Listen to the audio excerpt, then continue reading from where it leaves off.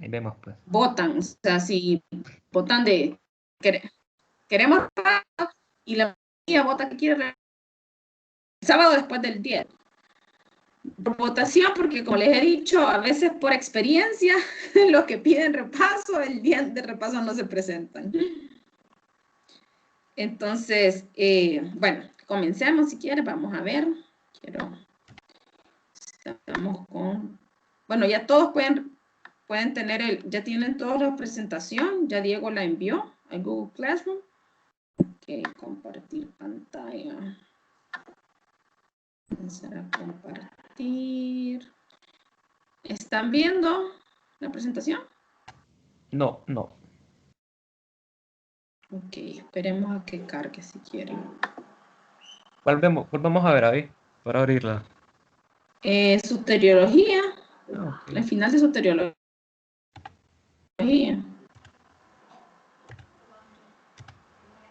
Check. ¿Están viendo o todavía no? Sí, ahora sí. Ok, ya apareció. Vamos a ver si se cambia al grande, la vista completa. Vamos a ver. ¿La ven vista completa? No. No. Bueno, esperemos a que cargue tal vez. Bueno, entonces estamos viendo la soteriología. Solo vamos a recapitular un poco lo que vimos en la clase pasada, ¿verdad? La clase pasada se trataba del significado de la muerte de Jesús. Les dije que eran 4 doctrinas como clave que habían que aprenderse. Dentro de los sufrimientos de Jesús, antes de hablar de los significados de su muerte, hablamos de los sufrimientos.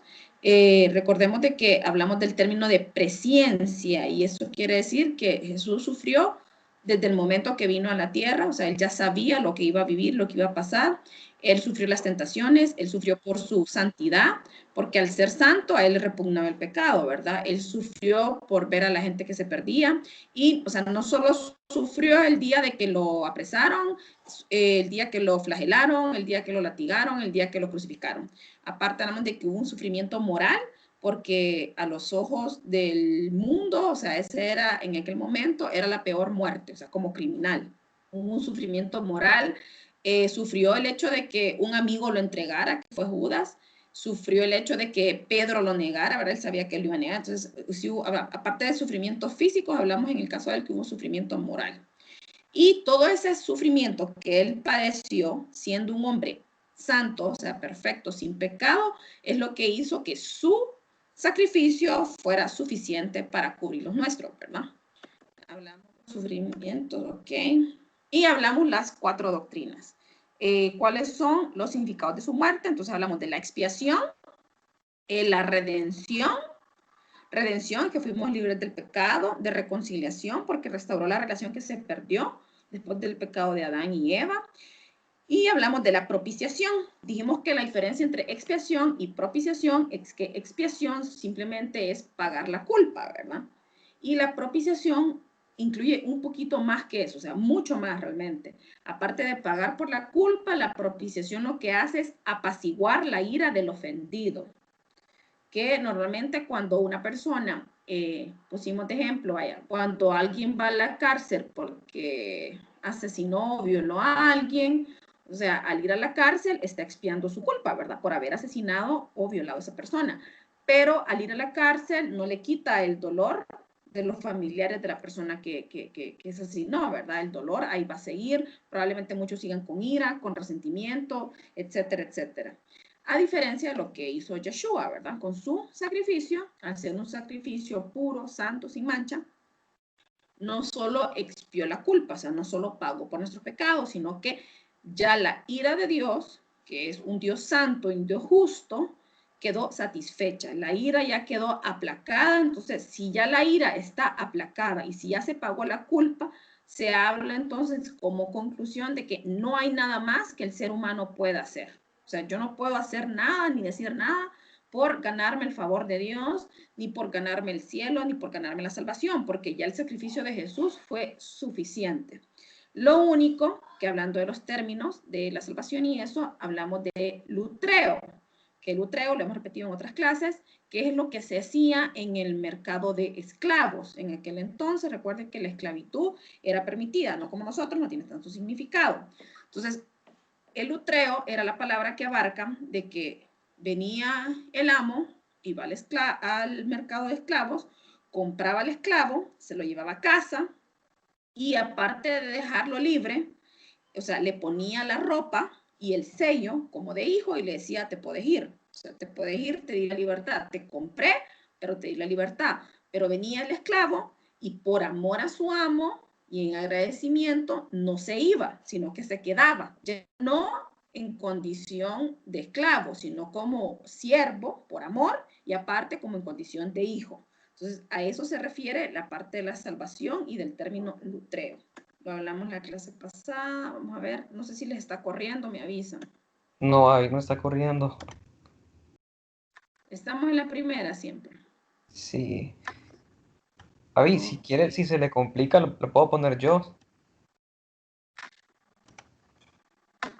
Ok, pruebe. ¿Por qué? ¿Cómo lo va a hacer En la web. O sea, no en no en la aplicación de PowerPoint, sino en en el navegador. Creo que ahí no Google sé. Slide. Ok, Lo voy a probar. ok. ¿No ha corrido todavía? No. Bueno, entonces las conclusiones de la clase pasada, mientras Diego la pone, las conclusiones de la clase pasada fueron, en la última diapositiva, nos quedamos en la aplicación personal, decía, la salvación descansa única y exclusivamente sobre la gracia de Dios. 2, la redención, ya me la ¿Ya salió? yo creo que ya la tiene usted porque yo no puedo. Sí, ya se mira. A ver. Aquí está. ¿Pueden ver o no? Sí, sí. Ok. Sí se ve y corre. ¿Dónde la tiene usted, Diego? Ah, no, solo me fui a Google Classroom y la abrí. No, ok, pero a ver, póngame la diapositiva número, ya lo voy a decir, es la diapositiva número 29. 29, ok. Ujú. Ay, 29. Mm, corre bien. Sí, sí, Ok, sí, está corriendo. Ok, ahí bueno, está. la redención, dice número 2, produce libertad de esclavitud del pecado, permitiendo al creyente servir a Dios, es lo que hablábamos del término del lutreo. Si se ven ahí les da Romanos 6, 18 y 22, o sea que lo pueden ir tomando para su trabajo. 3, el creyente ha sido libertado de la potestad de las tinieblas para poder vivir en la voluntad de Dios. Entonces hablamos de que cuando hay salvación o redención es tres cosas, ¿verdad? Redimidos de algo, que es el pecado, redimidos por medio de algo, que es la sangre de Cristo, y redimidos o para algo, es decir, tiene un propósito. Nuestra salvación, el hecho que nos haya hecho salvo y rescatado el pecado, es con un propósito de vida, ¿verdad? Número 4, la vida de libertad exige una vida de obediencia y santidad, siempre basados en el término lutro, o sea, el esclavo que era puesto en libertad por amor, o sea, porque no hay nada más que hacer de cómo, o sea, no puedo hacer nada ya por obtener libertad, ¿verdad? Ya me la dieron, me la regalaron, fue por gracia, yo no hice nada, pero lo que hago yo es por amor y por gratitud, me quedo y le sirvo a mi amo que ya me tomó como hijo. Entonces, hoy va a ser, es el término que vamos a ver también, adopción. Siguiente, Diego. Entonces, el término, la clase de hoy son los resultados de la salvación. Te recuerden, las 4 doctrinas tenían que ver con los significados de su muerte. Entonces, su muerte significó expiación, o sea, la paga del pecado, redención, o sea, ser libres igual del pecado, la atadura del pecado, la propiciación y la reconciliación. Reconciliación restauró lo que es la relación que se había perdido con Dios, y la propiciación es que aplacó la ira. Esos son los 4. Bueno, y hoy vamos a ver los resultados de la salvación, palabras que nosotros ya conocemos. Vamos a ver lo que es justificación, adopción, santificación y glorificación. 4 también. Resultados de la salvación tenemos justificación, adopción, ¿cuál más dije? Santificación y glorificación. El principal resultado de la salvación es la justificación. La justificación viene del término de ser hechos justos delante de Dios. Entonces tenemos nuevamente, ven aquí un versículo de Romanos 5:1. Justificados pues por la fe tenemos paz para con Dios por medio de nuestro Señor Jesucristo. Entonces esta es la afirmación. Justificados, y es por medio de ¿qué? De la fe. Hay una nueva relación que tenemos ya ahora, paz con Dios, ya la relación, lo que se había perdido, ya se recupera. El modo de alcanzarla es por medio de la fe, y ese autor de esa misma paz es por medio de nuestro Señor Jesucristo. Entonces, Romanos 5:1, ya tenemos ahí, lo pueden ir agregando, nos habla del tema de la justificación. Entonces, hechos justos delante de Él. Es decir, que ya no somos vistos como pecadores, ya somos justos, ya podemos ser merecedores del cielo. Y eso solo se consigue, dice, por medio de la fe. Es muy importante estos términos legales, porque recuerden que lo que la Biblia nos presenta en el Antiguo Testamento es un sistema de códigos legales, o sea, son leyes, y solo así trabaja Dios, por leyes. Y Él dice que Él no se puede contradecir, Él no se puede, o sea, Él no se puede negar a sí mismo, ¿verdad? Y si Jesucristo es presentado como un abogado, cuando habla de la Biblia, igual nos habla como un abogado, quiere decir que realmente así es como se mueve en la atmósfera, ¿verdad? El hecho de ser culpables de algo o haber sido justificados y que Él es nuestro abogado. Son bien importantes los temas, estos términos, perdón, que hablan de leyes, porque durante todo el Antiguo Testamento y el Nuevo Testamento, eso es. Incluso cuando decimos Antiguo Testamento y Nuevo Testamento, estamos hablando de algo legal, ¿verdad? Porque para que alguien como que vaya y reclame un testamento, tiene que haber muerte de por medio. Entonces lo mismo Jesucristo, ahora por medio de su sangre nosotros podemos reclamar ya ahora lo que nos pertenece. ¿Y qué es esto? La justificación y la salvación. Siguiente, Diego. Entonces, Romanos 3 del 21 al 26, si alguien lo busca y me lo lee, por favor.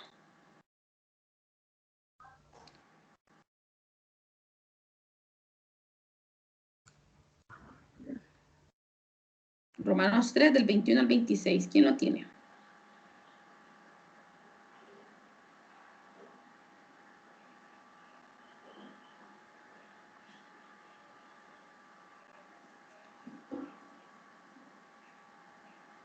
Ok, Romanos 3. Romanos 3 del 21 al 26. Sí, Maribel, por favor. 21 al 26. Pero ahora, aparte de la ley, se ha manifestado la justicia de Dios, testificada por la ley y por los profetas. La justicia es de Dios por medio de la fe en Jesucristo para todos los que creen en Él, porque no hay diferencia.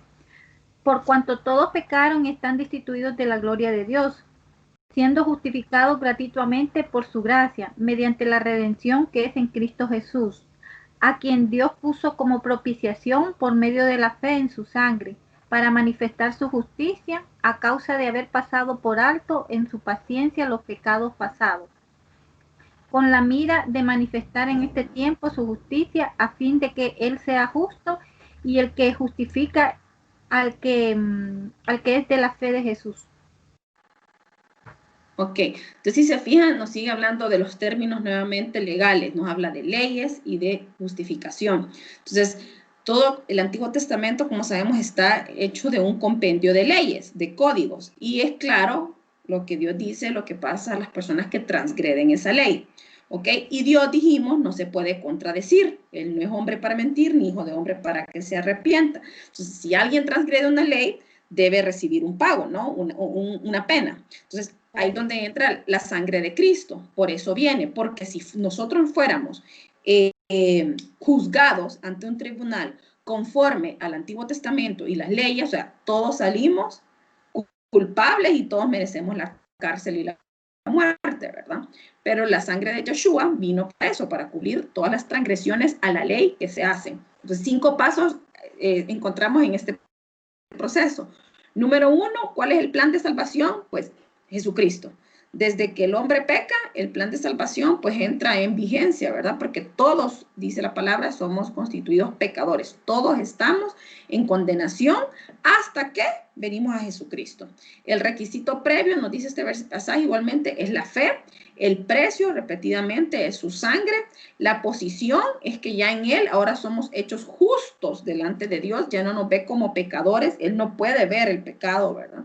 Y número 5 dice el pronunciamiento, pues nadie puede ya acusar a los elegidos. O sea, cuando ya venimos a Jesucristo, no puede venir el acusador a estar ahí achacándonos y achacándonos nuestros pecados, porque por medio de Jesucristo fueron pagados.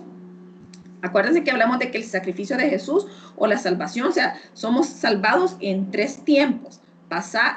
Fuimos salvados de lo que fue, o sea, de todo lo que Adán hizo y la condenación de lo que es la muerte y la muerte eterna, ¿verdad? Somos salvados en el presente del dominio del pecado y en el futuro seremos salvados de este mundo pecaminoso porque viviremos en gloria en él. Entonces la salvación son 3 tiempos igual. Entonces dice abajo algo como para meditar. ¿Significa todo esto que la ley tiene fin? O sea, la ley fue puesta en un fin, se terminó la ley. Significa que si somos justificados por la sangre de él, si ya somos colocados justos delante de Dios, ¿significa en algún momento que la ley tuvo fin? ¿Sí o no? Bueno, yo les pongo nada más ahí 2 autores que son muy conocidos, siempre les escribo, son dentro de los teólogos que ustedes van a encontrar. ¿Por qué es importante saberlo? Porque dependiendo de la iglesia que vayamos, ahora hay cada vez más denominaciones. Tal vez los que vienen entrando no entienden estos términos porque lo hablamos en el primer módulo, que es una denominación. Pero recuerden que hay diferentes iglesias, cada cual se rige por sus propias doctrinas, y cuando hay personas que no pueden convivir dentro del mismo techo porque ya piensan diferente con ciertas doctrinas, entonces hay divisiones, eso forma las diferentes denominaciones. Entonces, las diferentes denominaciones dentro del protestantismo se han visto divididas en 2 posiciones, en si se pierde la salvación y si no se pierde la salvación. Son las 2 posiciones grandísimas, ¿verdad? Según Calvino, que es uno de los máximos exponentes del protestantismo, pues para Calvino la salvación no se pierde, pero según Arminio, la salvación sí se pierde. Entonces, hay la mayor parte, o sea, hay 2 grandes corrientes. Entonces, las diferentes denominaciones a las que usted vaya o a la iglesia a la que usted asiste, está en cualquiera de esas 2, o de los que piensan que la salvación sí se pierde y los que no se pierde. Entonces, lo mismo ocurre con lo de la ley. Está la posición de Calvino, que él no habla que la ley haya sido puesta en fin, sino que él habla que lo que se abrogó o lo que se quitó fue la conciencia del temor, es decir, el ser ya juzgados así tal cual como está la ley, o sea, merecedores de la muerte, ¿verdad? O de la paga del pecado. Pero según Murray, que es otro teólogo importante, habla de que la ley fue totalmente abolida. Eso es lo que nos hablan estos 2 grandes teólogos, y es en las 2 posiciones en las que se ha visto dividida tradicionalmente las iglesias protestantes, como les dije, los que sí se salvan, los que se pierden salvación y los que no se pierden. En otras palabras, los que dicen que la ley fue totalmente abolida y que ya solo vivimos por gracia y que no existe prácticamente nada de lo de la ley, y los que dicen de que lo que se abrogó fue la conciencia de temor a ser juzgados como entonces, por temor me porto bien, ¿verdad? Entonces, esta es una pregunta. ¿Significa que la ley ha terminado? Y quisiera escuchar tal vez la opinión de alguno de ustedes con respecto a este tema.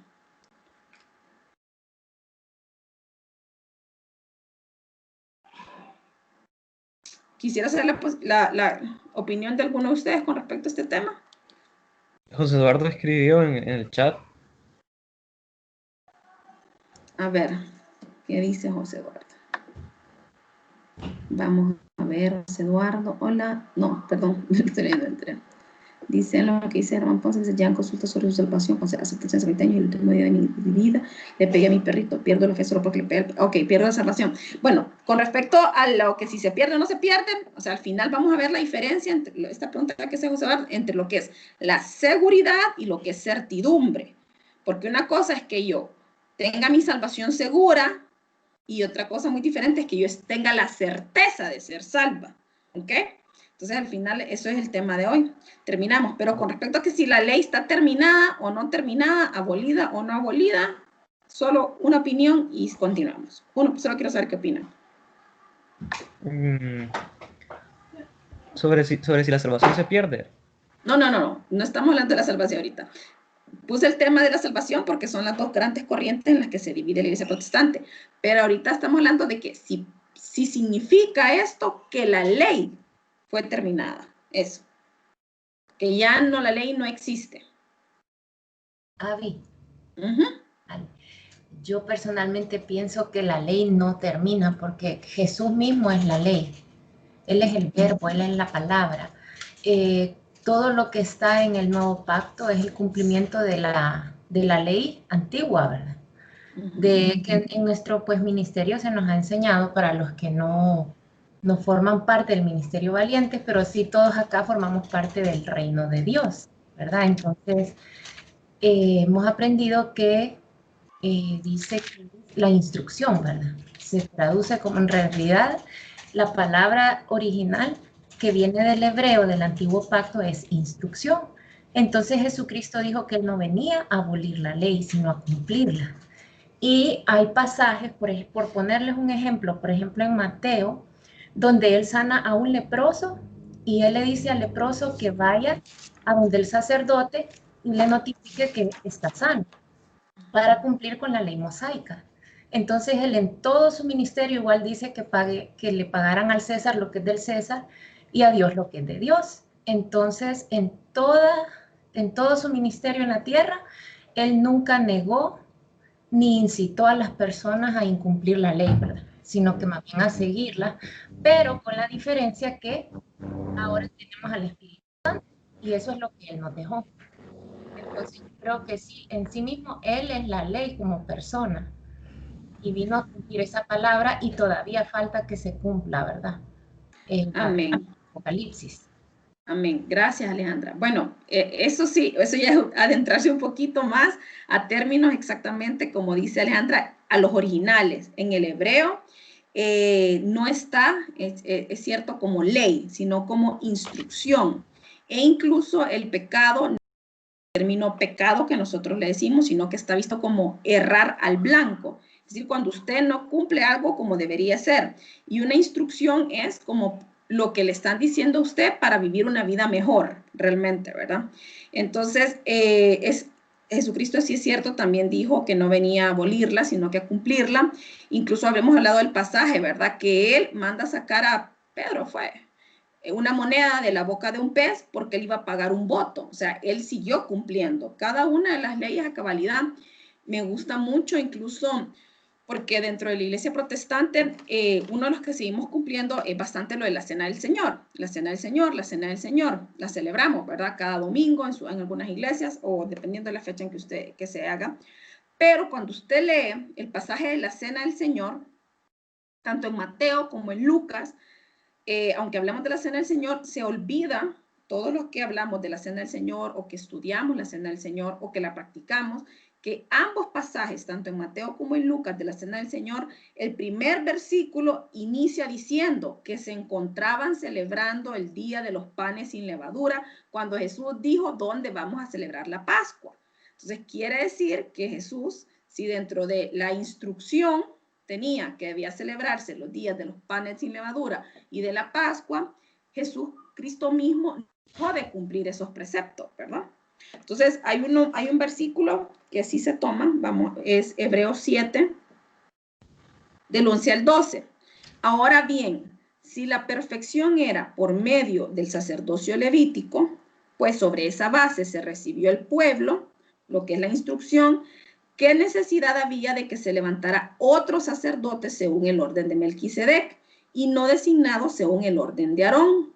Porque cuando se cambia ese sacerdote, necesariamente ocurre también un cambio de la ley. Dice ahí, un cambio de la ley, un cambio de la instrucción. Entonces, si bien es cierto en Hebreos lo que encontramos es eso, o sea, hubo un cambio de sacerdote, Ya no tenemos ese sacerdote levítico que era escogido por linaje y que año tras año debía matar un cabrito y expiar la culpa de todo, ¿verdad? Sino que lo que hubo fue ese cambio de sacerdocio, el cambio de sacerdocio de Yeshua, que es del orden de Melquisedec, que no tiene fin y que es un sumo sacerdote desde ahora y para siempre. Ya no ocupamos nada más y no ocupamos constantemente esos sacrificios para pagar por la culpa, ¿ok? Entonces, cada uno ahí, yo solo hablamos, por eso hay que escuchar sus opiniones. Cada quien tiene derecho a opinar de manera diferente, a pensar de manera diferente, pero siempre que usted hable, una cosa es pensar, pero siempre que usted hable o decida creer en algo que sea sustentado, ¿verdad? Siempre por eso yo hablo mucho de lo que es investigar, estudiar y empaparse de las cosas. La siguiente, porfa, Diego. La siguiente diapo. Ok, continuando con el segundo resultado de la salvación, ya hablamos de justificación, ahora hablamos de adopción. La adopción es eso, ser hechos hijos. Según Romanos 8:15, ¿alguien la lee, porfa? Vieron, hoy les estoy dando bastantes cosas de la tarea. Romanos 8:15, ¿quién la puede leer? Aquí la tengo, 8:15. Dice, pues no habéis recibido el espíritu de esclavitud para estar otra vez en temor, sino habéis recibido el espíritu de adopción, por el cual clamamos, Abba Padre. Ok, entonces aquí habla bastante de algo bien interesante. Dice, espíritu de esclavitud para estar en temor. Entonces, es esta palabra precisamente la que utilizó Calvino. Si se fijan en la diapositiva anterior, cuando lo que él habla de lo que fuimos liberados o lo que fue abolido fue ese como sentimiento de temor, ¿ok? Ese principio de esclavitud, lo que se fue abolido, ¿verdad? Entonces dice Romanos 8:15 que se coloca al creyente, bueno, la adopción viene de un término que se coloca al creyente o a una persona dentro de una familia a la cual no pertenecía originalmente. 2, se le libera de su relación anterior. 3, es un acto voluntario del que adopta. O sea, Dios nos adopta por medio del sacrificio de Jesucristo, pero de manera voluntaria, simplemente porque Él así quiso. Él fue el que inició el plan de salvación. Y 4, tiene pleno derecho de los privilegios. El adoptado adquiere pleno derecho de los privilegios. Tenemos incluso la parábola de los dos hijos, ¿verdad? Del hijo pródigo, que sabemos que él fue, botó toda la herencia de su papá, la deshizo, la destruyó totalmente, ¿verdad? No le importó, pero cuando vuelve, ¿qué hizo su papá? Pues hizo fiesta, pues, porque él tenía los derechos de hijo. Él tenía que ver, él si quería los podía gastar, si no quería no los podía gastar, pero igual, aunque pecó, aunque regresa arrepentido y el padre siempre lo agarra, no como un esclavo, ¿verdad? No como un trabajador. Entonces, esa es la conciencia de adopción. Incluso tenemos la otra parte, la que no se habla mucho, de que dice que al hermano le molestó, al hermano del hijo pródigo, pero incluso la respuesta del padre fue, o sea, todo este tiempo mi reino ha sido tuyo, pues todo te pertenece a ti, pero ha sido tu decisión no utilizarlo. Entonces de ahí viene a agarrar la conciencia de lo que es ser hijo delante de Dios, de tomar todos los privilegios, ya no como esclavos. Siguiente.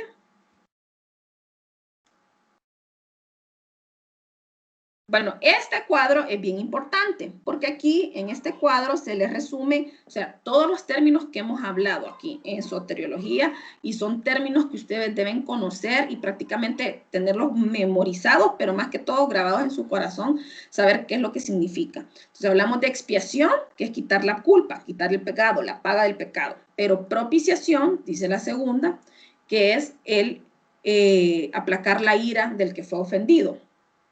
Dice, no solo apacigua la ira de Dios, sino que es la satisfacción completa de la justicia y del juicio de Dios. La reconciliación, que es restablecer esa relación que se había perdido. Salvación, que es la obra de Dios, ¿verdad? Que libra a la persona de la muerte eterna y lo dota con la vida sempiterna. Pero nosotros hablamos que la salvación se ubica en los 3 tiempos. Haber sido salvados de la muerte eterna por el pecado de Adán, ser salvados todos los días del dominio del pecado y que un día seremos salvados de lo que es este cuerpo corruptible o este mundo perecedero, ¿verdad? 3 dice la redención, bueno, redención del pecado, justificación, el acto de Dios por el cual declara justo al que cree en Jesucristo, adopción, el acto por el cual Dios coloca a un creyente en su familia, ¿ok? Y la regeneración, que sabemos que en el Ordo Salutis lo expuso Hannah, que la regeneración es el acto o el hecho de que el Espíritu Santo constantemente nos cambia. Siguiente. Ese cuadro es bien importante. O sea, si ustedes estudian y se aprenden eso, o sea, llevan bastante lo que es entendiendo lo que es la soteriología. Alcance de la obra del Cristo, la expiación. Este lo tocamos en la clase pasada, pero solo les pongo el cuadro para recapitular o volver a tocar el tema del hecho de cómo están divididas en las dos corrientes que se divide el protestantismo, ¿verdad? La expiación, hablamos en la clase pasada, fue uno de los temas de debate. Si Jesús vino y murió solo por un grupo y la salvación está solo para ese grupo, o si Jesús vino y expió la culpa de todo el mundo, pero solo hay unos que la toman. Tuvimos la conversación la semana pasada. Entonces aquí, si se fijan, está el nombre de Calvino y de Arminio, perdón. Entonces Calvino, que hay dos tipos de corrientes, o sea, si hay una cosa que caracteriza al protestantismo desde que Lutero se salió de la Iglesia Católica, es la división. Eso es cuando uno dice una maldición histórica, porque él dividió, entonces es el padre de la división. Lutero ya se ha ido dividiendo, y por eso ustedes conocen cantidad de iglesias que sufren división. Ese es uno de los pecados que realmente paga la iglesia protestante, ¿verdad? La división, una tras otra y un montón. Y aún dentro de la misma iglesia, muchas veces nos peleamos con el hermano creyendo que nosotros somos los dueños de la verdad. Entonces, ¿de qué hablan los calvinistas? Moderados, dice, sostienen la posición de que la redención es ilimitada, o sea, acepta la elección, pero sostiene que Cristo murió por todos y no solo por algunos. Entonces, si se fijan, yo diría que soy bastante calvinista moderada en la manera de pensar, ¿verdad? No es que soy calvinista, sino que sí difiero con otros autores y tengo más en común con Calvino, ¿verdad? Entonces, porque él habla de eso, de que Cristo murió por todos, no solo por un grupo, pero yo les hablo a ustedes de que yo pienso que depende de cada quien asirse de esa salvación. Y por el contrario, tenemos a Arminio, dice al siguiente, sostiene la posición de una redención ilimitada. O sea, niega el término de lo que nosotros hablamos de los elegidos, y el hombre se salva por fe aparte de gracia. Y él dice, Arminio, de que totalmente Dios murió por todos y no existe eso de lo que es la predestinación o lo que es la elección. Bueno, esto no se lo... Después tiene los wesleyanos arminianos, son un poquito más adelante. Ejemplos de esto serían la iglesia de la santidad. ¿Quién ha escuchado la iglesia de la santidad? En la Kennedy, creo que hay otra ya por el centro. Los de la iglesia de santidad son bastante arminianos. Para ellos la salvación se pierde, para ellos Cristo murió por todos, no hay elegidos, y la salvación se pierde. Ellos son bastante arminianos, los de la Iglesia de la Santidad, que es una denominación dentro del protestantismo. Los eclécticos, que es un nuevo término, y es uno que a mí me gusta, dice que toma lo más conveniente de cada escuela y traza una vida intermedia de interpretación en diferentes cosas, en diferentes aspectos, en diferentes doctrinas. La persona ecléctica es aquella que piensa similar a lo que Pablo un día dijo. Escudriñadlo todo, retened lo bueno y desechad lo malo, porque no es que las diferentes denominaciones sean un problema, según lo que creen, porque usted va a encontrarse en diferentes iglesias y usted dice, ah, no, pero creemos bastante parecido. El problema de todas estas denominaciones es cuando ponen a una persona, o sea, a un ser humano, y lo que este ser humano dijo y lo que este ser humano escribió, por encima, número uno, de lo que Jesús dijo y de lo que está escrito en la Biblia, y número dos, cuando lo ponen por encima del principio de amor al prójimo. ¿Ok? No es el problema en sí de las denominaciones, que cada quien, o sea, crea ciertas cosas, sino que el problema, como les digo, es eso, creerse dueños de la verdad y poner lo que dice un hombre, una persona, llámese en algunos, bueno, todos sabemos aquí los adventistas que siguen a Ellen G. White, los mormones, que fue por John Smith, incluso los luteranos, que tienen muy a Lutero. Entonces el problema viene de eso, de poner las palabras que dice un hombre por encima de lo que Jesús dijo, darle como similar importancia, ¿verdad? Lo que la Biblia está escrito, lo que el hombre dijo, y cuando toman estas doctrinas o lo que esta persona dijo y lo ponen por encima incluso del amor al prójimo, ¿verdad? Llegar incluso a excomulgar a alguien de una iglesia, a decirle que se salga, a decirle que él está en el error y nosotros somos los que tenemos el conocimiento de la verdad. Siguiente, Diego. No quiero tocarlo mucho esto porque como los nuevos no han estado en las primeras clases de el alcance de la obra de Cristo, seguimos hablando de la doctrina de la elección. La doctrina de la elección, ya saben, igual es lo que les decía, están los dos grandes grupos, si somos elegidos o no somos elegidos. El acto soberano de la elección, dice Efesios 1:4, el Padre ha escogido a los creyentes para que fuésemos santos y sin mancha antes de la fundación del mundo. Otros pasajes que hablan de la doctrina de la elección, pues Romanos 11:5, 1 Corintios 1 del 26, hay infinidad de versículos. La libre gracia para todos. Dios amó a todos los hombres por igual, Cristo murió por todos, el evangelio forma una invitación general de salvación, todo aquel que cree en Cristo será salvo. Entonces aquí es donde hablamos del ministerio del Ordus Salutis, que hablamos del llamamiento.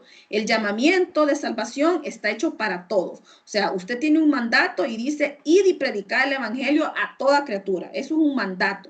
Ya que la persona esté predestinada o que Dios lo escogió o que no lo escogió, ese ya no es problema suyo. Usted tiene el mandato de ir y predicar el evangelio, el llamado está hecho para todos y la Biblia lo dice, muchos son los llamados, pocos son los escogidos, pero ¿en qué se basa el decreto de la elección? En la soberanía de Dios. Dice un versículo en la Biblia que a nosotros nos compete decir si Dios escogió a unas vasijas para honra y otras vasijas para deshonra. Y a mí el que más me gusta, dele la siguiente, Diego, creo que aquí viene. No, creo que está hasta el final, pero es cuando Jesús está haciendo una oración por sus discípulos. Jesús está haciendo una oración por sus discípulos. No fue un hombre, no estoy hablando de Calvino, no estoy hablando de Lutero, fue Jesús mismo. Él está haciendo una oración por los discípulos y le está rogando al Padre por sus discípulos. Y le dice, de los que me entregaste, no perdí ninguno, refiriéndose a los que lo seguían. Excepto, le dice, excepto, refiriéndose a Judas, aquel que ya estaba destinado para perdición. No lo dijo Lutero, no lo dijo Calvino, lo dijo Jesucristo. No perdía ninguno, excepto aquel que ya estaba destinado para su perdición, refiriéndose a Judas. Ok, entonces ese decreto de elección se basa en la soberanía divina. O sea, Dios actúa conforme a sus propósitos, sin condicionante y sin limitación alguna. Eso es la soberanía de Dios, que Dios es Dios. A veces los seres humanos, en nuestro egoísmo y egocentrismo, nos ponemos en el fin de, no puedo entender a un Dios que haga esto. Muchos para atacarnos nos dicen, es que yo no puedo creer en un Dios que en el Antiguo Testamento pidió que Abraham le sacrificara a su hijo. Es un Dios sádico, es un Dios. O sea, mucha gente se basa en ese egocentrismo y egoísmo, decir, yo no creo en un Dios, me niego a creer. Esa palabra usted la va a escuchar mucho. Me niego a creer en un Dios que esto y esto y esto. O para justificar a veces la diversidad de género, ahora el homosexualismo. Me niego a creer que no acepte el amor por igual. Entonces, ese es el problema del ser humano, ¿verdad? Olvidar que Dios es soberano. La soberanía de Dios implica que Él es el que creó todo lo que existe. Y si Él creó todo lo que existe, Él es dueño de todo lo que existe. Y si es dueño, Él tiene la potestad y la capacidad de hacer lo que Él quiera con quien quiera. Nos gusta a nosotros o no nos guste, nos parezca o no nos parezca, nos duela o no nos duela. Esa es la soberanía de Dios. Y sus decretos, o sea, ya está estipulado cómo es Él. O sea, cuando hablamos en el primer módulo de sus atributos, que Él es santo, santo, santo, que Él es justo, que Él es esto. O sea, y Él no puede contradecirse a sí mismo. Entonces, esa es la soberanía de Dios. Aceptar que Él es el dueño y señor de todo y puede hacer lo que le plazca. No nos debe a nosotros ningún, no nos tiene por qué pedir permiso, no gustarle a Diego, no tiene por qué gustarle a José Eduardo, ni a Alejandro, o sea, no tiene por qué gustarle lo que Dios hace, es porque Él es soberano primeramente. Entonces, si alguien me ayuda a leer esos versículos, porfa, los que están ahí en pantalla.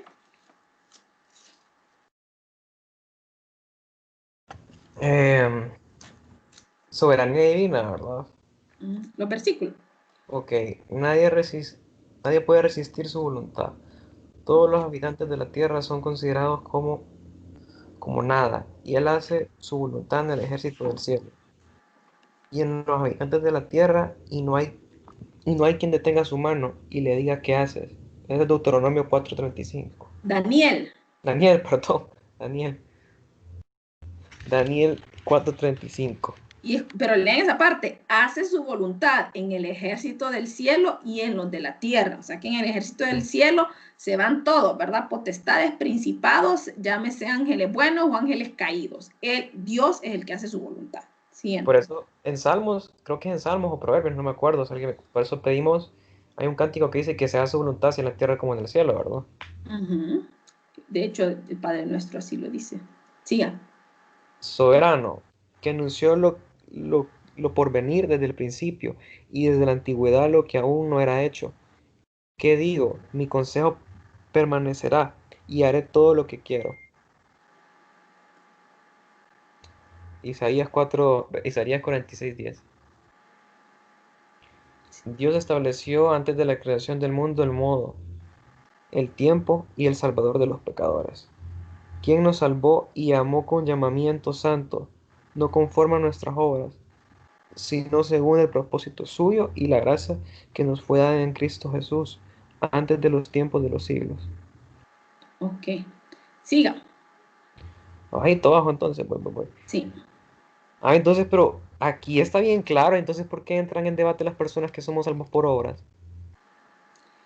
Es por lo mismo que le acabo de decir, o sea, lo que repetíamos. Creo que siempre tiene que ver esa venda de lo que es el egoísmo y egocentrismo humano, de creer que yo puedo hacer algo. Entonces, si yo no puedo hacer algo para ganarme la salvación, ¿puedo hacer algo para perderla? No. Si no está dentro de mí ganarla, tampoco puedo hacer nada para perderla, ¿verdad? Siguiente. Ok. A ver. Ok. ¿Lo leo esto? No, yo. Entonces, el alcance de la salvación, estamos al alcance de Cristo y su obra, pues la salvación. Aquí tenemos lo que es el alcance en sí. Todo cuanto ocurre en el aspecto de la salvación se produce en Cristo. O sea, alejados de Él no tiene nada de esto sentido, ¿verdad? Entonces hablamos, no podemos olvidar términos como la gracia, el llamamiento, que dijimos que es para todos, el decreto de elección, que se basa en su soberanía, el perdón de los pecados o la expiación, la libertad de la ley, no la libertad de la ley, como decir, no tenemos, porque yo creo que ahí es donde cae el problema con la Iglesia Católica, ¿verdad? De que ellos piensan que nosotros, por eso de somos salvos por gracia, no tenemos por qué hacer obras buenas. Y eso no es cierto tampoco, ¿verdad? Dijimos que primeramente somos salvados, pero somos salvados para un propósito. Y si nuestro propósito es establecer el reino de Dios en la tierra, tenemos o no tenemos la obligación moral de portarnos bien y obedecer sus mandamientos. ¿Y de hacer buenas obras? Claro que sí, también. Entonces el problema es cuando se caen esos extremos de decir, somos salvos por gracia, ¿verdad? Y porque soy salvo por gracia, ya estoy salvadita, no tengo nada que hacer y yo no me puedo portar mal, pero mañana solo pido perdón. Ese es el problema, ¿verdad? Caer en ese extremo, que por eso somos muy criticados. Habla el término de justificación, de la vida eterna y la gracia, sobre todo que la salvación es por gracia. Siguiente, Diego. La siguiente alcance de la obra de Cristo. Ya hablamos de justificación, hablamos de adopción, el decreto de la elección y ahorita vamos a hablar de la santificación. Les dijimos, somos salvados con un propósito, es decir, establecer el reino de Dios en la tierra, ser ejemplos para otros y como tal, todos los días perseveramos en lo que se llama la santificación, es decir, hacer buenas obras, permanecer limpios y sin manchas. No vamos a meditar mucho en esto. Siga, Diego. Y eso solo ocurre por medio del Espíritu Santo, ¿verdad? Que es el que nos regenera. Nadie puede portarse bien solo porque así quiere. O sea, nosotros podemos tener la intención, eso es lo que repetimos. Una cosa es la intención y mi libre albedrío. Yo escojo portarme bien, yo escojo hacer las buenas cosas. Pero solo cuando usted es una persona dominada por el Espíritu Santo totalmente es que llega a ese momento de una regeneración y de santificación, ¿verdad? Que perfecto nunca vamos a ser. Eso dijimos que esa estatura del varón perfecto solo la vamos a alcanzar hasta que nos muramos y estemos juntamente con Cristo. El alcance de la obra de Cristo, pues, la glorificación. hablamos de la esperanza que nosotros afirmamos. Eso es en lo que se basa nuestra predicación, el decir que cuando una persona muere, ahí no acaba todo. Es decir, que la vida, hay una vida después de la muerte. O sea, es que nos vamos a volver a ver, que nuestros cuerpos van a ser incorruptibles, que ya no vamos a sufrir penurias económicas, ya no vamos a sufrir de salud, no vamos a sufrir algunas penas de amores, lo que sea, ¿verdad? Sino que vamos a estar en un estado glorificado. Y eso solo es posible por medio de la obra de Yeshua, que podamos alcanzar el cielo, que podamos alcanzar ese cuerpo glorificado. Porque antes de que Él muriera por nosotros, la Biblia habla de que los que morían aún en Dios iban al seno de Abraham, pero no se habla de un cuerpo glorificado. ¿Por qué? Porque el primero, la primicia fue Jesucristo, lo que esperamos que nos suceda a todos. Siguiente. Aplicación personal. O sea, el creyente que ha nacido de nuevo tiene un compromiso personal. Debe vivir en la esfera de vida nueva que le ha sido dada. O sea, porque Él la pagó por nosotros. Él nos compró. Él pagó precio de sangre. O sea, ya no nos pertenecemos a nosotros mismos, ¿verdad? 2, debe considerarse muerto al pecado. Y 3, debe vivir no en esclavitud pecaminosa, sino en la condición de siervo de justicia. Y ahora tenemos condición de siervo ante Dios que pagó el precio por nosotros, pero Él nos ha tomado como hijos. Entonces nosotros por gratitud y por amor es que nos portamos bien, es que hacemos su voluntad y queremos cumplir su propósito para el cual nos llamó. Siguiente.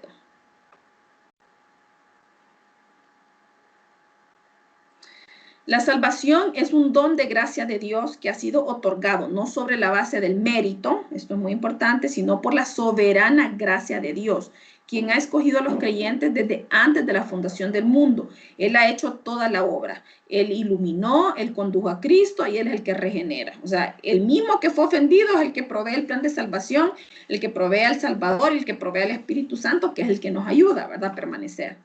Dios ha hecho toda esta obra con el propósito de que su nombre sea glorificado y lo que vamos a ver hoy.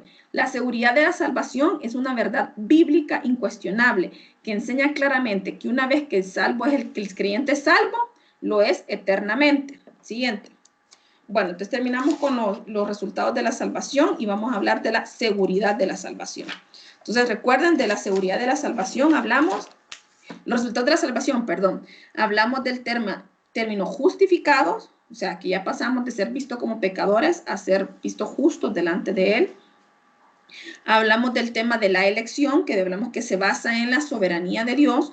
Usted no tiene por qué creerlo firmemente si no lo cree, por eso digo, es necesario leer Romanos y Hebreos, porque a mí no me gusta decirle a la gente, crean esto porque así es y porque yo lo digo. No, estudie Romanos y estudie Hebreos para que sea el Espíritu Santo, ¿verdad?, llevando la convicción con respecto a este tema de la elección y de los escogidos, de la tipo de cosas, porque yo sé que hay mucha gente que debido a el peso que trae de otras iglesias, de tanta doctrina, de denominaciones diferentes, tienen como un choque con este tema de lo que es el término los elegidos y si la salvación se pierde o no se pierde, pero por eso hay que leer Romanos y hay que leer Hebreos. Y vamos a ver la seguridad de la salvación. Entonces, primero que todo, hay que determinar qué significa seguridad y qué significa certidumbre, porque son dos términos diferentes. Seguridad es ausencia de peligro, sin preocupación alguna. En griego, asphaleia, que quiere decir no está susceptible a caída o que es algo firme. Eso es la seguridad. Pero, ¿qué quiere decir certidumbre? Certidumbre es la certeza, el conocimiento de algo claro y seguro. Entonces, una cosa es que yo sea salva, porque ya soy salva, porque está en la Biblia, porque yo acepté a Jesús, porque el Espíritu Santo mora en mí. Y otra cosa es porque yo caí en pecado, yo pierdo esa certidumbre de seguir siendo salva. ¿Qué es lo que ocurre a muchas personas? Como decía José Eduardo, de las preguntas que hacen las personas, que al pastor Germán Ponce de decir, pero ¿y si yo pequé? ¿Ya perdí mi salvación? Ok, entonces esa es la diferencia. Lo que es el término seguridad y lo que es certidumbre. Una cosa es que a ciencia cierta algo esté ocurriendo y la otra cosa es que yo tenga la certeza de que así sea. Y por lo general es por falta de conocimiento, como lo dice la palabra, que el pueblo muere por falta de conocimiento. Siguiente, Diego.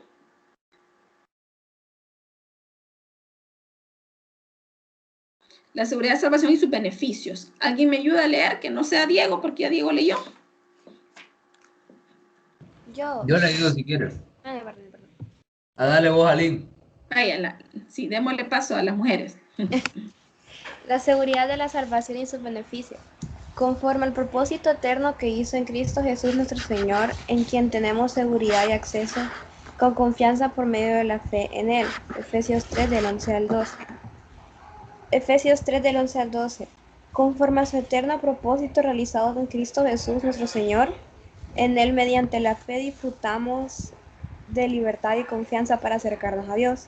Solo es el ejemplo de cómo varía, si se fijan, solo puse el ejemplo de cómo varía de una versión a otra, para que cada quien entienda mejor el concepto de esto de seguridad y salvación. Siguiente. Es importante que el creyente tenga la seguridad de su salvación, ya que la experiencia de las personas al momento de aceptar a Cristo Jesús como Señor y salvación es distinta en cada caso. Ok, ¿por qué será importante que el creyente tenga la seguridad de su salvación? Porque es precisamente esta área donde el acusador, o sea, Satanás, agarra a las personas. El hecho de que una persona cometa un pecado, entonces ya sigue Satanás ahí con su dardo de que perdió la salvación, de que está destituido de la gloria de Dios, que se alejó de Dios. Desde ahí donde se agarra el acusador para mantener alejado a muchas personas, ¿verdad? De lo que es Dios, de lo que es la iglesia, y para mantenerlos como bajo su dominio. Siguiente, Dios me la corre.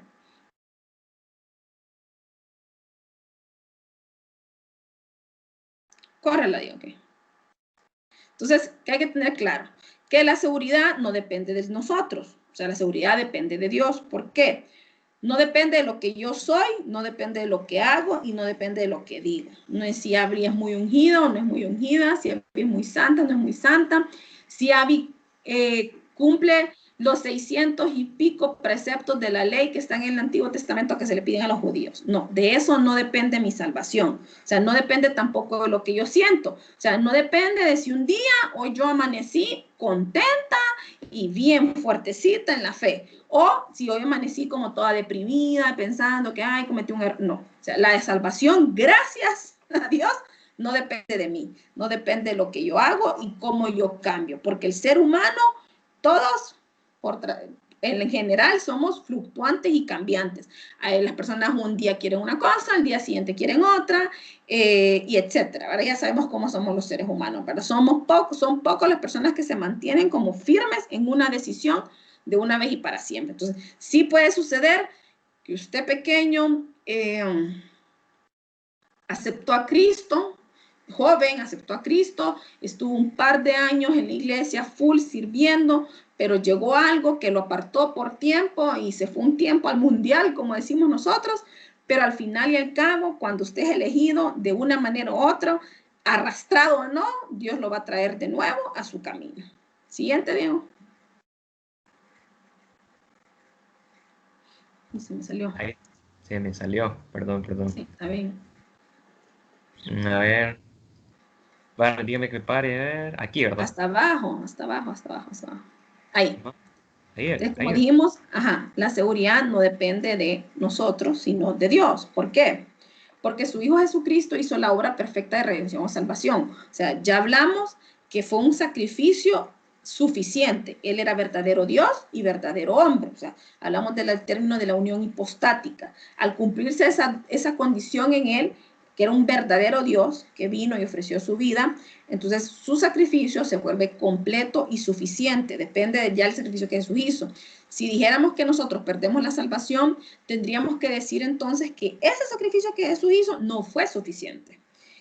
Dios por naturaleza es fiel a sus promesas, como ya sabemos, Él no miente. Y 3, el sello del Espíritu Santo. O sea, cuando vimos neumatología, hablamos del término arras y dijimos que las arras, cuando se le refiere al Espíritu Santo como arras, es ese sello de garantía indeleble una vez y para siempre. Entonces, la seguridad depende de que Dios es un Dios verdadero, de que Dios es un Dios que no miente, de que Dios es un Dios que cumple. No depende del ser humano que es voluble. Ok, siguiente, Diego.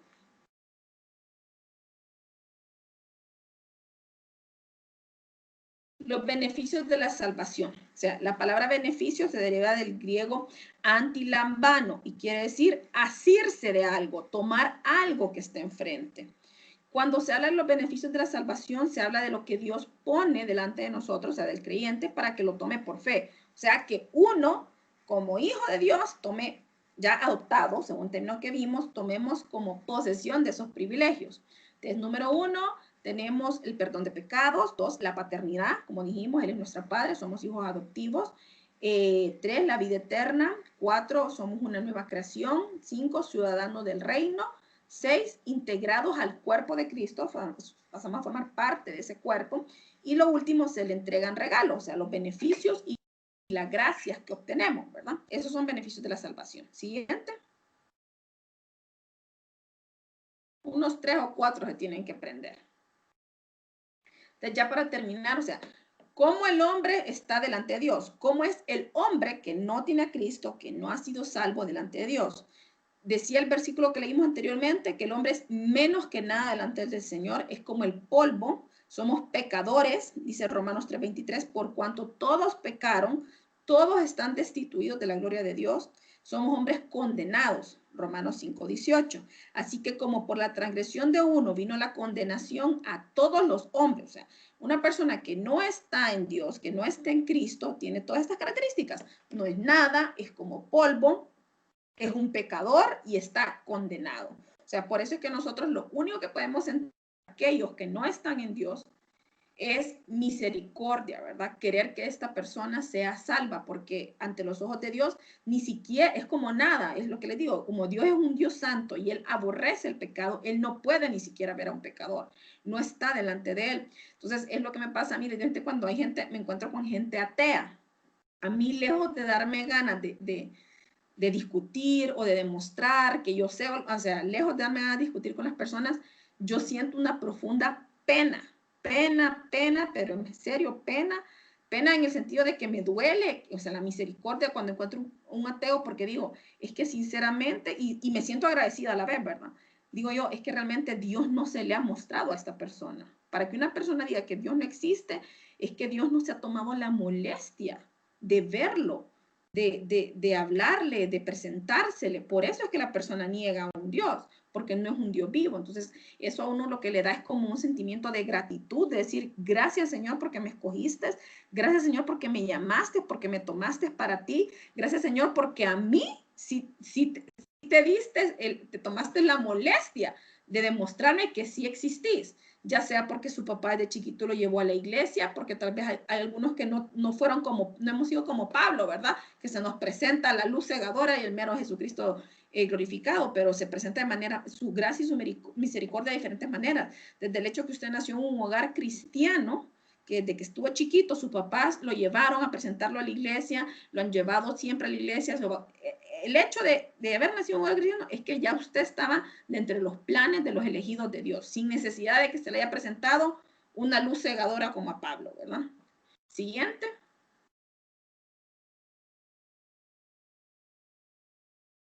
Lo que Dios tiene ante Dios, pues repetimos, el hombre no es nada ni dueño de nada. Dios, Él es dueño de todo y Él es soberano. De Jehová es la tierra y su plenitud, pues está en Salmo 24. ¿Qué provecho obtendría un hombre si gana el mundo entero, pero pierde su alma? ¿O qué podría dar el hombre a cambio de la salvación de su alma? Nada, dice Mateo. No somos dueños de nada, no nos vamos a llevar nada realmente, que lo único por lo que podemos preocuparnos, como dice el versículo, es por nuestra alma, ¿verdad? Por lo que no es perecedero, por lo que va a suceder después de, porque esta vida que usted vive aquí son 70, 80, tal vez 90 años. Esta vida es efímera, o sea, se va a un abrir y cerrar de ojos. Lo que importa es aquello que sucede después de que usted ya dejó de existir, porque ya lo que es eterno, en un montón de años, imagina, una cosa es vivir aquí como, porque a veces decimos, ¿por qué los elegidos, por qué los cristianos pareciera que sufren más? ¿Por qué los cristianos parece que llevan muchas penas? Porque realmente lo que es aquí, lo que aquí representa dolor, que la carnita le duele y lo que usted llore, eso no es importante. Realmente lo que importa, lo que a Dios le importa es su alma. Entonces, ¿de qué sirve? Personas que aquí tienen todas las comodidades en la tierra, que no tienen problemas aparentemente, pero su alma está perdida. Si aquí solo van a vivir 70, 80 años y el resto de la eternidad, ¿dónde la van a pasar? ¿No? Porque no somos nada. Recordar que lo más importante que tenemos es nuestra alma. Siguiente. Y esa es la lucha realmente en las tinieblas. del enemigo con Dios, la posesión de nuestra alma. Hasta el final ya digo. Ya. ¿Qué sentimientos tenemos ante Dios? Pues la naturaleza del hombre es voluble ante las circunstancias, por lo tanto tiene a ser engañoso. Engañoso es el corazón más que todas las cosas. Por eso hablamos de que por lo general el engaño de Satanás para todo el hombre es esa ceguera de decir que nosotros sabemos mejor que nadie qué nos conviene, o que nosotros en nuestro egocentrismo creemos que es lo justo y podemos según nosotros reclamarle a Dios cuando no me parece algo, cuando no me gusta algo. Y por eso realmente el ser humano es voluble. Un día queremos una cosa, un día queremos otra. Entonces imagina si Dios nos cumpliera nuestros caprichos que van cambiando según la edad. Entonces, realmente esos son sentimientos ante Dios. Por lo general, el hombre sin Dios es así, es egoísta y está engañado, pues realmente. El ser humano muchas veces ni él mismo se comprende, por eso una salvación tan grande no depende de un sentimiento, no depende de lo que yo haga en una circunstancia, no depende de lo que yo quiera y no depende de lo que yo diga, sino del Dios que es verdadero. Siguiente, Dios.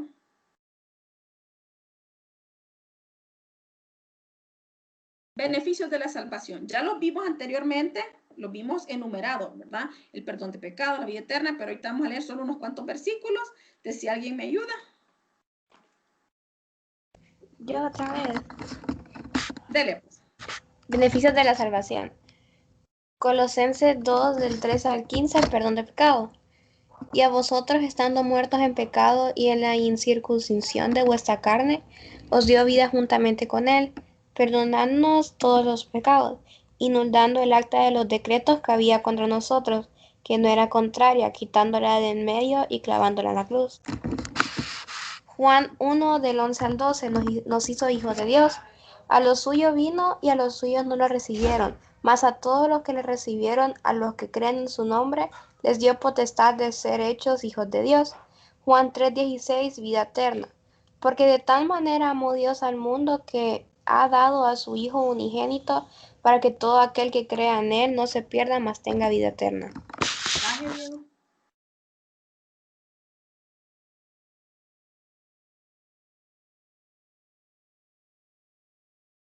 ¿Alguien más que me ayude a leer? Sebas, que quería leer la anterior.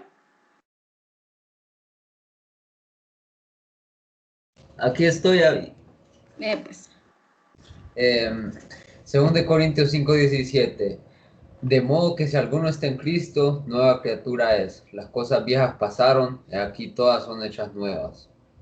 Filipenses. Mas nuestra ciudadanía está en los cielos, de donde también esperamos a nuestro Salvador, al Señor Jesucristo. Primera de Pedro 2, 9 al 10. Mas vosotros sois linaje escogido, real sacerdocio, nación santa, pueblo adquirido por Dios, para que anunciéis las virtudes de aquel que os llamó de las tinieblas a su luz admirable. Vosotros que en otro tiempo no erais pueblo, pero que ahora sois pueblo de Dios, que en otro tiempo no habíais alcanzado misericordia, pero ahora habéis alcanzado misericordia. Baje, Diego.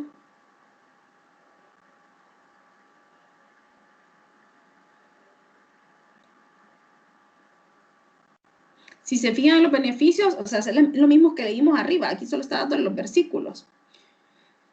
1 Corintios 12:12, un cuerpo, somos parte del cuerpo de Cristo, porque así como el cuerpo es uno y tiene muchos miembros, pero todos los miembros del cuerpo, siendo muchos, son un solo cuerpo, así también Cristo. 1 Corintios 12:14 al 10, pues habla de ser, no lo vamos a leer, siga, solo habla de ser parte del cuerpo de Cristo. Baje, Dios. Para terminar.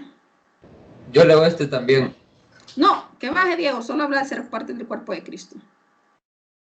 Baje, Diego. Ok. Conclusión. Es lo que les decía, el pasaje que a mí de los que más me gustan, que dijo Jesús. Dice, cuando estaba con ellos en el mundo, yo los guardaba en tu nombre. Estaba orando él, ¿verdad? A los que me diste, yo los guardé, y ninguno de ellos se perdió, sino el hijo de perdición, para que la escritura se cumpliese. Entonces, ese Juan 17:12, lo pueden buscar en cualquier versión, las versiones que a usted más le gustan. Y realmente, como les digo, fue Jesucristo que lo dijo, no lo dijo nadie más. Y él habla del tema de quiénes sí fueron preservados y quién fue el que se perdió, que era el que estaba destinado para perderse. Filipenses 2:12, debemos ocuparnos de nuestra salvación, luminares en el mundo. Por tanto, amados míos, como siempre habéis obedecido, no con mi presencia solamente, sino mucho más ahora en mi ausencia, ocupaos en vuestra salvación con temor y temblor. Entonces, sí es algo que tenemos seguro, pero no nos quita como la responsabilidad de ocuparnos en nuestra santificación, ¿verdad? Lo dice Filipenses.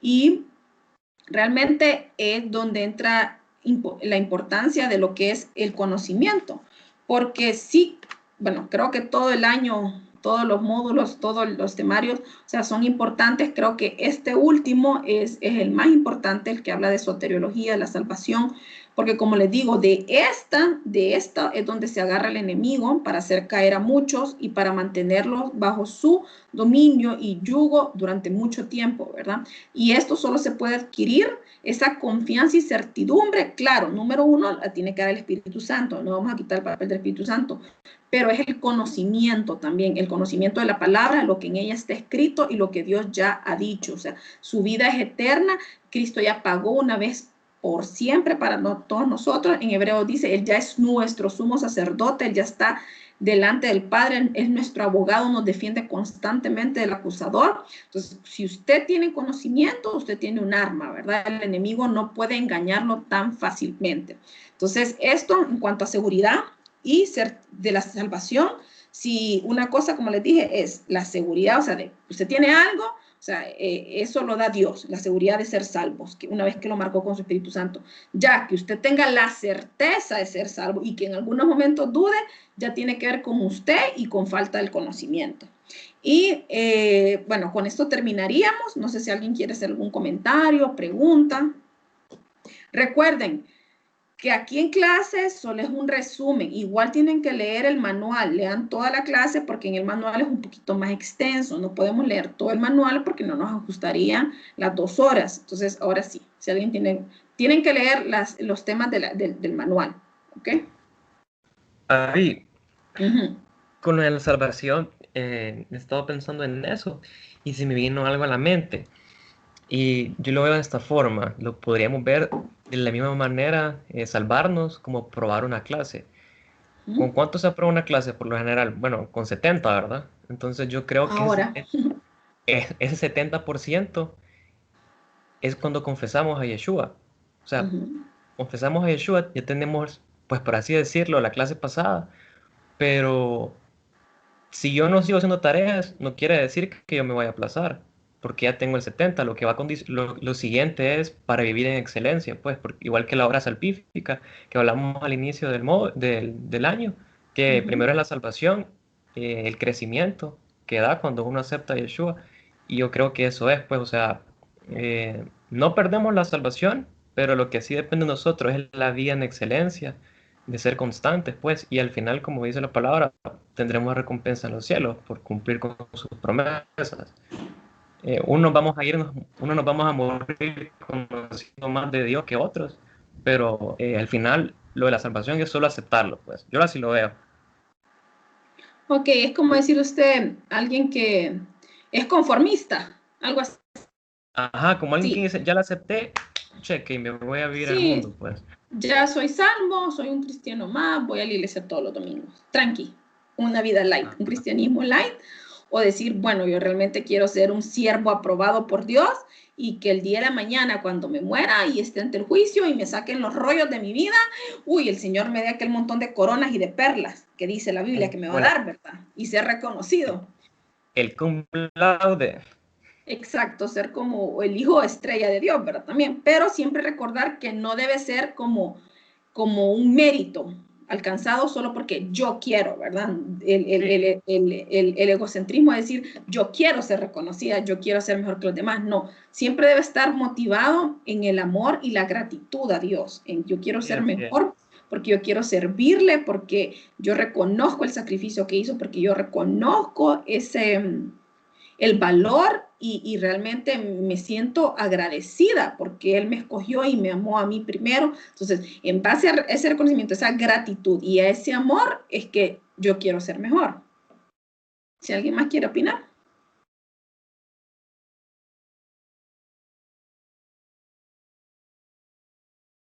uy, todos van a sacar 100 en clase, en el examen. Nadie tiene dudas, nadie tiene preguntas, solo 100.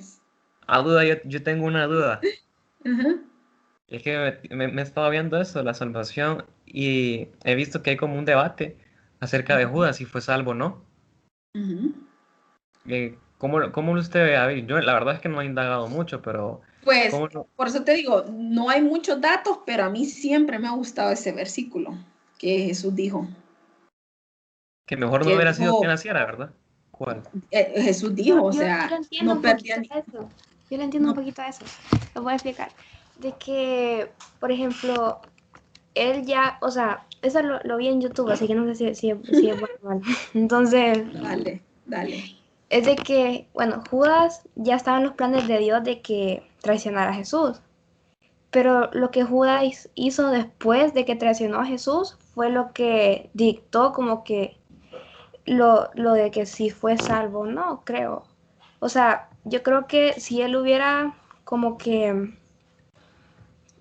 arrepentido de lo que hubiera de lo que hubiera hecho y después empezar a hacer buenas obras y todo eso, pero lo que él fue a hacer fue suicidarse. Entonces, no sé. Ok, entonces sí, hemos hablado repetidamente, ¿verdad? Que nosotros en la actualidad no juzgamos a otros y no podemos decir quién es salvo o quién no es salvo porque no sabemos, eso solo Dios lo sabe. Pero en cuanto al tema de Judas, así como les digo, yo me aboco a este versículo y ustedes lo pueden buscar en diferentes traducciones. Vaya, lo estaba viendo en Reina Valera Contemporánea, dice, cuando estaba con ellos en el mundo, yo los cuidaba en tu nombre, a los que tú me diste, yo los cuidé, y ninguno de ellos se perdió, sino el hijo de perdición, para que la escritura se cumpliera. Entonces creo que aquí Jesús está dejando claro que él era una vasija de deshonra, ¿verdad? Que ya estaba en los planes de Dios que así sucediera, y le dice, no perdió ninguno. Ese porque ya estaba destinado para perderse, pues prácticamente parafraseando lo que Jesús dijo. Nueva traducción internacional, mientras estaba con ellos, los protegí y los preservaba mediante el nombre que me diste. Ninguno se perdió, sino aquel que nació para perderse. Creo que esa versión internacional está un poquito más fuerte, ¿verdad? Sino aquel que ya nació para perderse, a fin de que se cumpliera la escritura. Entonces, con respecto al tema de Judas, sí, lo único que puedo decir yo es que yo solo contestaría con este versículo, ¿verdad? Porque no lo dijo ningún hombre cualquiera, sino que era el mismo Jesús diciéndolo, que esas son las palabras de las que yo me aferro, así como siempre pongo aquí, repito, cuando él está hablando con Pedro en este mismo creo que es más o menos pasaje, y él le dice, yo me lo imagino siempre a Jesús dándole una palmadita a Pedro en la espalda y le dice, Pedro, Satanás ha pedido para zarandearte. Jesús le está diciendo a Pedro, Satanás os ha pedido para zarandearte. Y yo me lo imagino dándole la palmadita y diciéndole, pero descuida, yo pedí que tu fe no falte. O sea, digo, no le dijo, Jesús siendo Jesús, no le dijo, no, Pedro, tranquilo, yo le dije a Satanás que no te tocara. No, Pedro, tranquilo, yo no le di permiso. No, yo me lo imagino dando la palmadita y diciéndole, no, Pedro, tranquilo, yo pedí para que tu fe no falte. O sea, siendo Jesús, ¿verdad? Entonces esa es como la respuesta que yo doy cuando me dice la gente, es que me niego que venga a la vida a sufrir, es que me niego que Dios permita que yo sufra y que yo... Jesús le digo yo, siendo Jesús, le dijo eso a Pedro. Y Pedro vivió una vida de persecución y murió en la cruz y pidió todavía ser crucificado boca abajo. Ujú. Sí, es que yo pregunté eso. Yo pensaba, bueno, yo pienso lo mismo, lo de Judas, pero es que vi un video que decía, Judas fue salvo. Y me entró el morbo. Dentro del morbo. El Pues la verdad morbo. que creo que, bueno, la única escritura que yo tomaría es esta, el versículo de Jesús, cuando Jesús habló. Entonces, si nadie más tiene que opinar o preguntar acerca de los resultados de la salvación, ya vimos que son justificación, adopción, elección, santificación. No, elección déjenlo, elección es el decreto, perdón. Entonces, dejémoslo. Justificación. Entonces, acuérdense, diferencien porque voy a preguntar en examen. Significados de la muerte de Cristo. O sea, ¿qué significó que Jesús muriera? expiación, redención, reconciliación y propiciación. ¿Y qué tipo de expiación fue? Vicaria o personal. Vicaria porque es para todos, ok. Eso es importante en la clase pasada. Las 4 doctrinas de lo que significó la muerte de Cristo. Están las 4. Y ahora en esta, ¿cuáles son los resultados de la salvación? Ya dijimos. Justificación, adopción, santificación y glorificación. 4 también. 4 y 4. Y diferencia entre seguridad y certidumbre, pues ustedes ya me lo van a dar. ¿Sí? Y tienen hasta, ya saben, 2 semanas más o menos para leerse Romanos, Hebreos, hacerlo en base a esto, ir sacando las verdades doctrinales. Se les va a hacer más fácil, obviamente, también hacer el examen después de haber leído Romanos y Hebreos. Y si tienen alguna dudita ahí personal, algo ahí, una semillita con respecto al tema de los elegidos, que yo sé que choca a muchos, yo sé que lo chocan, a todos nos choca en un inicio, el decir que Dios eligió a unos para salvarse y a otros no, porque decimos, ay, pero Dios, ¿por qué? La parte humana de nosotros de querer saberlo todo y decir que sabemos mejor que Dios lo que conviene. Entonces yo sé que esa parte toca el tema de los elegidos y el tema de si la salvación se pierde o no se pierde. No es tan fácil, no es que con una clase usted queda convencidísimo. Entonces léase Romanos y Hebreos para poder tener una visión más amplia y sobre todo pídale al Espíritu Santo que sea el Espíritu Santo dándole a usted el convencimiento y dándole a usted la enseñanza que necesita, que no sea Abby, sino que sea el Espíritu Santo, ¿sí? Entonces, si no hay nadie más, le vamos a pedir a Alejandra Victoria que cierre en oración. Que con esto ya quedamos clases, ¿verdad? Solo faltaría el repaso, si así se deciden. Ok. Ok. Bueno, Abba y Yahweh, estamos hoy delante de tu presencia, Señor. Gracias, Padre, porque tú nos has dado esta oportunidad nuevamente. Gracias porque hoy pudimos respirar, porque tenemos salud. Señor, sabemos y confiamos en tus promesas. Nosotros hoy declaramos que tu palabra es viva y es eficaz en cada uno de nuestros corazones, Señor, y que tú revelas en lo secreto, Padre, aquello que se levanta en nuestro corazón y en nuestros pensamientos, Señor, a nivel de nuestra mente, como en duda, Señor. Tú sabes, tú eres dueño de toda la verdad, Padre. Tú eres la verdad, el camino y la luz, Señor. Entonces nosotros hoy proclamamos esa verdad en nuestras vidas. Afírmanos, Señor, cada día más. Gracias porque con este conocimiento nuestra fe puede ser mayor cada día, Padre. Ayúdanos en nuestra tarea, Señor, revélanos qué es lo que tenemos que poner ahí. Aún los más jóvenes que están pues pensando todavía cómo hacerla, Señor, que tu Espíritu Santo les revele qué es lo que ellos y nosotros aún también los adultos tenemos que escribir en esa tarea, porque el propósito es que escribamos, Señor, lo que tú has hablado a cada uno de nosotros, Padre. Te damos gracias por la vida de Abby, Señor, bendícela, cúbrela con tu sangre preciosa, a sus hijos, a su esposo, Señor, y a todo su dominio, Señor, físico y espiritual, Padre. Igual nos cubrimos todas nuestras casas, Señor, y te damos las gracias por tu salvación, por tu Espíritu Santo y por este tiempo que nos has dado juntos. En el nombre de Yeshua HaMashiach, amén, amén, amén. Amén. Les recuerdo, próximo sábado es libre. Tienen libre y después de eso hacemos el examen o tenemos el repaso.